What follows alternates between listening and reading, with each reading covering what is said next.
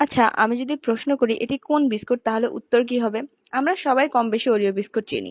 আর এই বিস্কুটের টেস্টও অনেকটা ওরিও বিস্কুটের মতোই। তবে এটি ওরিও বিস্কুট নয়। এই বিস্কুটটির নাম হলো শেরো। বিস্কুটটি রিভিউ করার কারণ হলো বিস্কুটটির টেস্ট অ্যাকর্ডিং টু প্রাইস আমার কাছে অনেক বেশি ভালো মনে হয়েছে। এটি হলো বিগস ক্লাব কোম্পানির একটি বিস্কিট।